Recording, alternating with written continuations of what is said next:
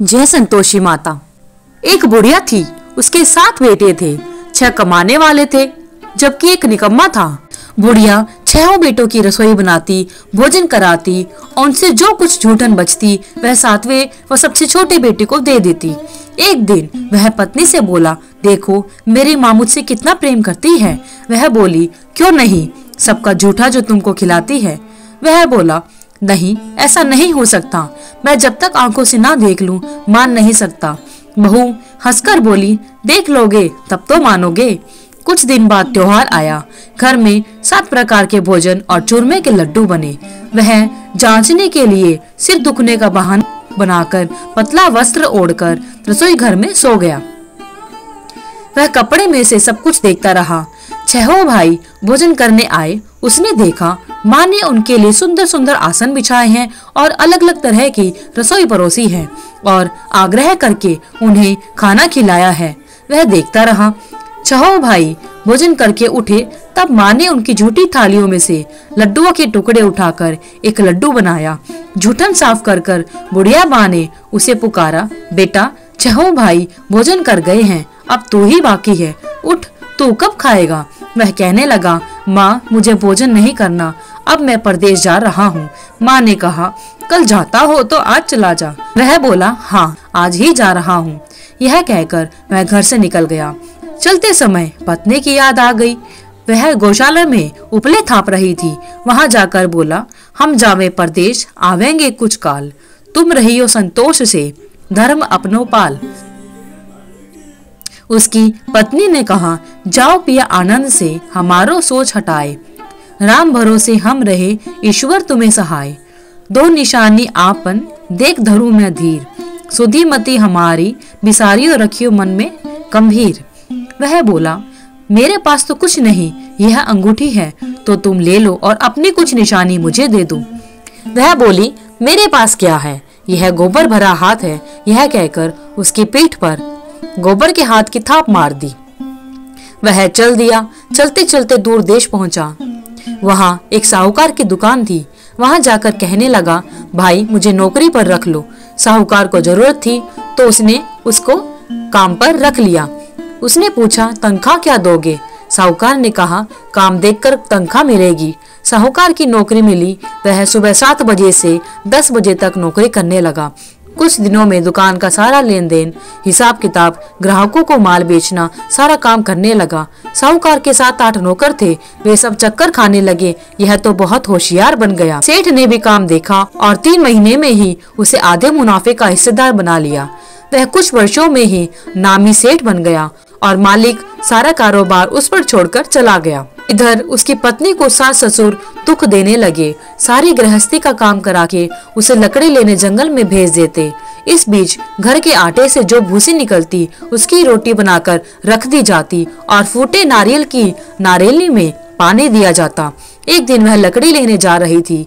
रास्ते में बहुत सी औरतें संतोषी माता का व्रत करती दिखाई दी। वह वहां खड़ी होकर कथा सुनने लगी और पूछने लगी, बहनों तुम किस देवता का व्रत करती हो, उसके करने से क्या फल मिलता है। यदि तुम इस व्रत का विधान मुझे समझा दोगी तो मैं तुम्हारा बड़ा एहसान मानूंगी। तब उनमें से एक औरत बोली, सुनो, यह संतोषी माता का व्रत है। इसके करने से निर्धनता दरिद्रता का नाश होता है और जो कुछ मन में कामना होती है सब संतोषी माता की कृपा से पूरी हो जाती है। उसने उससे व्रत की सारी विधि पूछी। वह भक्तिनी स्त्री बोली, 1.25 आने गुड़ चना ले लेना, इच्छा हो तो 5.25 आने का लेना या 1.25 रुपए का सहूलियत के अनुसार लाना। बिना परेशानी और श्रद्धा व प्रेम से जितना भी बन पड़े सवाया लेना। प्रत्येक शुक्रवार को निराहार रहकर कथा सुनना। इसके बीच क्रम नहीं टूटना चाहिए। लगातार नियम का पालन करना। सुनने वाला कोई ना मिले तो घी का दीपक जलाकर उसके आगे या जल के पात्र को सामने रखकर कथा कहना। जब कार्य सिद्ध ना हो नियम का पालन करना और कार्य सिद्ध हो जाने पर माता के व्रत का उद्यापन करना। 3 महीने में माता फल पूरा करती हैं। यदि किसी के ग्रह खोटे भी हो तुम भी माता वर्ष भर में कार्य सिद्ध कर देती है। फल सिद्ध होने पर उद्यापन करना चाहिए, बीच में नहीं करना चाहिए। उद्यापन में 2.5 सेर आटे का खाजा तथा इसी परिमाण से खीर तथा चने का साग करना। 8 लड़कों को भोजन कराना, जहाँ तक मिले देवर जेठ भाई बंधु के ना मिले रिश्तेदारों और पास पड़ोसियों को बुलाना, उन्हें भोजन करा यथाशक्ति दक्षिणा दे, माता का नियम पूरा करना। उस दिन घर में खटाई ना खाना।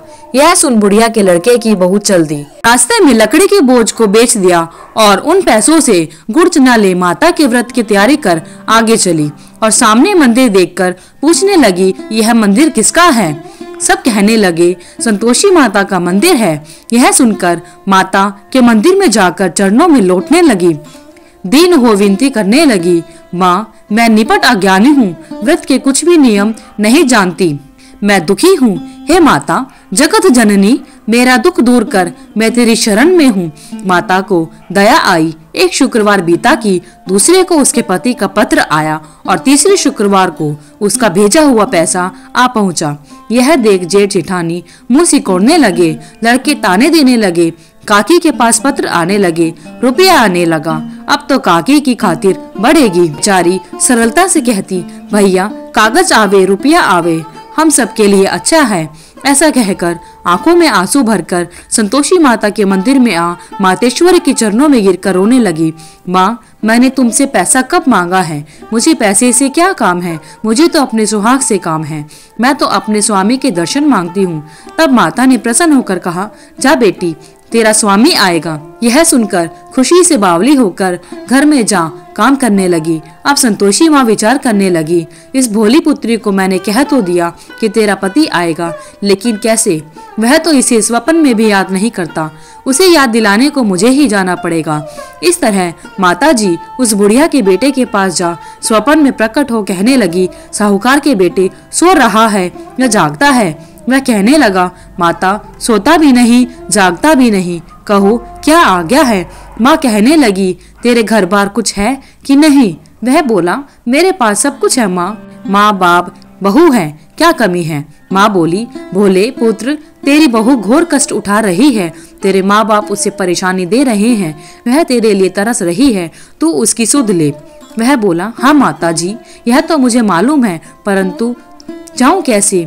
परदेश की बात है, लेन देन का कोई हिसाब नहीं, कोई जाने का रास्ता नहीं आता, कैसे चला जाऊं? माँ कहने लगी, मेरी बात मान, सवेरे नहा धोकर संतोषी माता का नाम ले, घी का दीपक जला, दंडवत कर दुकान पर जाकर बैठ जा। देखते देखते सारा लेन देन चुक जाएगा, जमा माल बिक जाएगा, सांझ होते होते धन का भारी ढेर लग जाएगा। माता की बात मानकर वह नहा धोकर संतोषी माता को दंडवत कर घी का दीपक जलाकर दुकान पर जा बैठा। थोड़ी देर में देने वाले रुपया लाने लगे, लेने वाले हिसाब लेने लगे।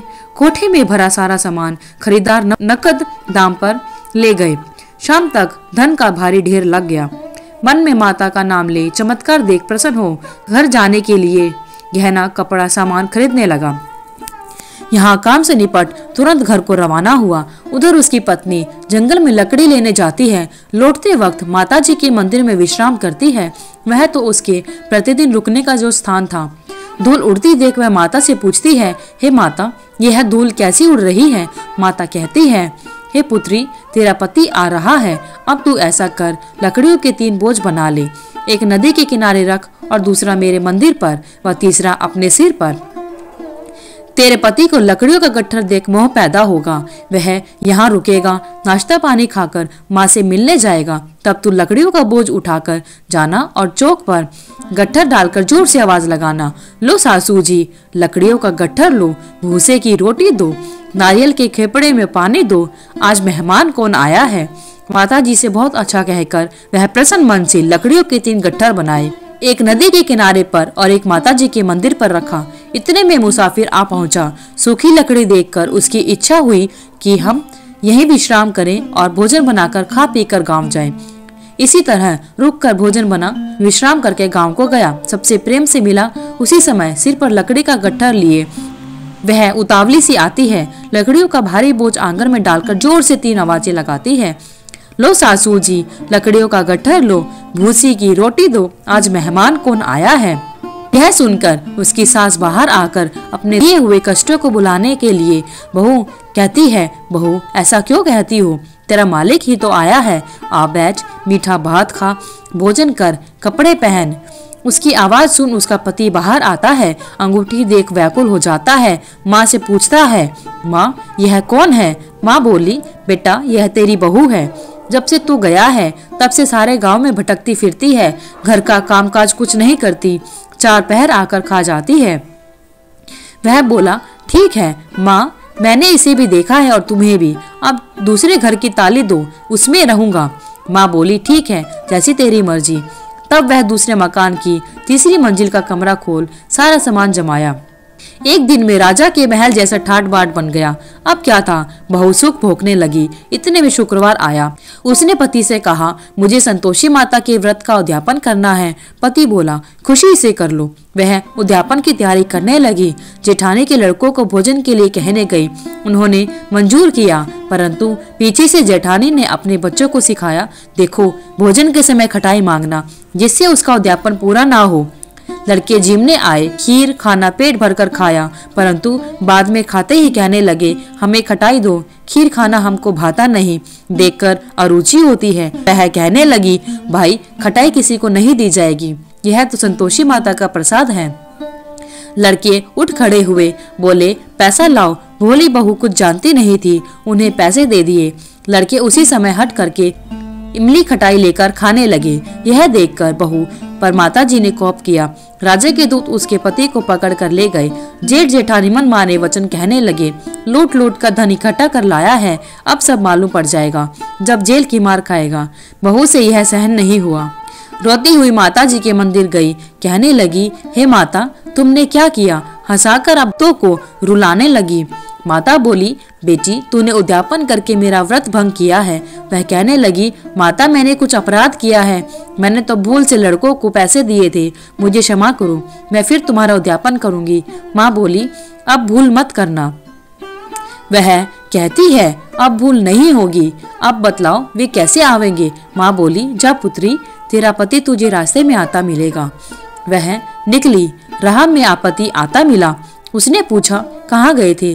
वह कहने लगा, इतना धन जो कमाया है उसका टैक्स राजा ने मांगा था, वह भरने गया था। वह प्रसन्न होकर बोली, भला हुआ, अब घर चलो, कुछ दिन के बाद फिर शुक्रवार आता है।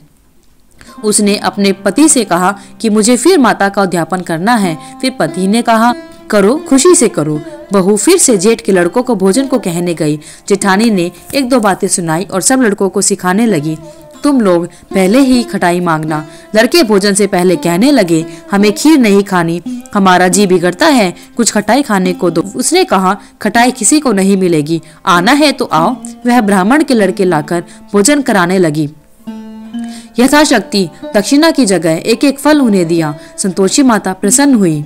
माता की कृपा होते ही 9वें मास में उसके चंद्रमा के समान सुंदर पुत्र प्राप्त हुआ। पुत्र को पाकर प्रतिदिन माता जी के मंदिर को जाने लगी। माँ ने सोचा, यह रोज आती है, क्यों ना आज इसके घर चलूं। यह विचार कर माता ने भयानक रूप बनाया। गुड़ चने से सना मुख, ऊपर सूंड के समान होठ, उस पर मक्खियां भिन भिन कर रही थी। दहली पर पैर रखते ही उसकी सास चिल्लाई, देखो रे, कोई चुड़ैल डाकिन चली आ रही है, लड़कों इसे भगाओ, नहीं तो किसी को खा जाएगी। लड़के भगाने लगे, चिल्लाकर खिड़की बंद करने लगे। बहू रोशनदान में से देख रही थी। प्रसन्नता से पागल बन चिल्लाने लगी, आज मेरी माता जी मेरे घर आई हैं। वह बच्चे को दूध पीने से हटाती है। इतने में सास का क्रोध फट पड़ता है। वह बोली, क्या उतावली हुई है? बच्चे को पटक दिया। इतने में माँ के प्रताप से लड़के ही लड़के नजर आने लगे।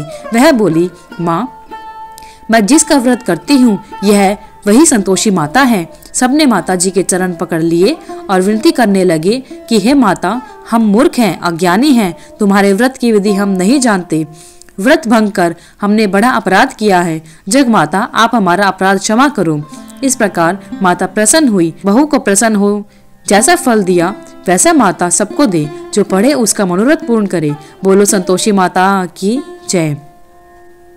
हे संतोषी माता, जिस प्रकार आप बहू पर प्रसन्न हुई, वैसे ही इस व्रत को करने वाले और कथा को सुनने वाले सभी पर अपनी कृपा बनाए रखना। धन्यवाद। अगर आपको वीडियो अच्छी लगी तो वीडियो को लाइक करें, शेयर करें, चैनल को सब्सक्राइब करना ना भूलें ताकि आगे आने वाली वीडियोस की सभी नोटिफिकेशन आप तक समय से पहुंचती रहे। कमेंट बॉक्स में जय माता दी लिखना ना भूलें।